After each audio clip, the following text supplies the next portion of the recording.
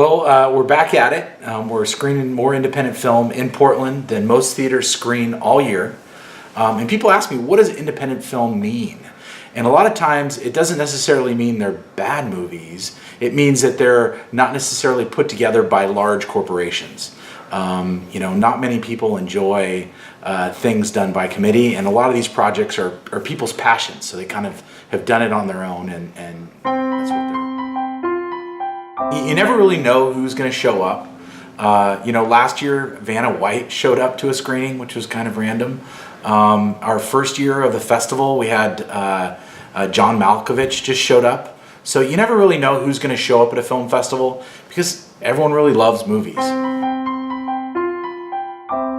Well, we have a cast member from Friends is coming, and we have someone that's been in an Indiana Jones movie.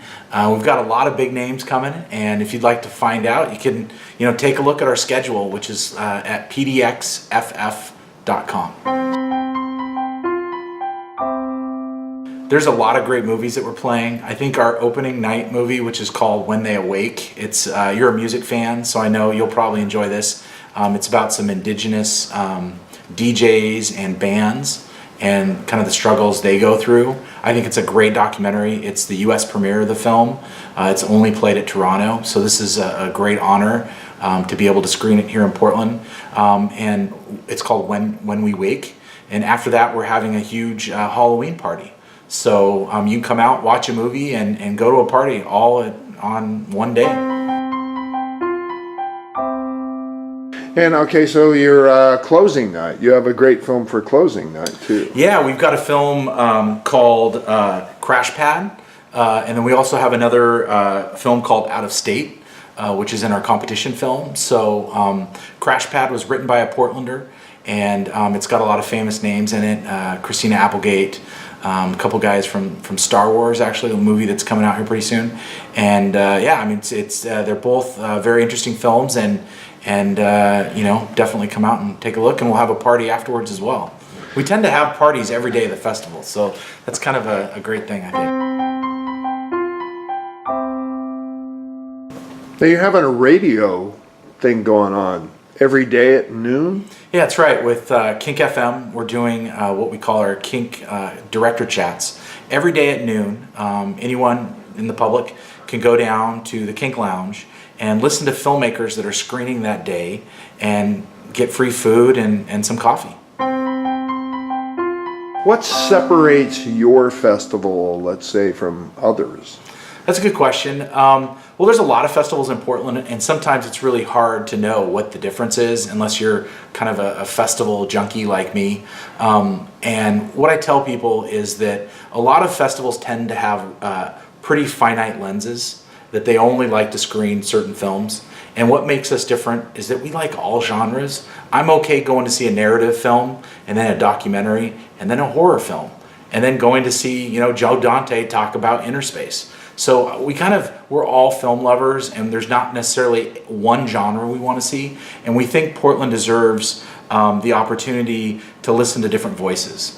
And it's sometimes so curated that you don't really get to see a true picture of the way life is. And I think in today's market, in today's life, it's always important, I think, to get perspectives from other people. And that's really what we do. We're highlighting and spotlighting a lot of filmmakers that wouldn't normally be heard in the Portland market. Yeah, and I think there's a lot of things about our festival that make it truly unique. This year we're screening 59% films that were directed by women, which is pretty much unheard of. Last year we had more women directors that came to our festival than the Portland, Oregon Women's Festival. There's a lot of films that you can see at our festival that you're not going to see at other places, and we do kind of create this family vibe with our filmmakers. In fact, last year we had more filmmakers that came to our festival than most of the festivals in the state. I think we had somewhere like 435 people came into town to screen their films, which is unheard of for a festival. If you're interested in learning about how to make movies, or interested in learning how people who do make movies how they actually make them.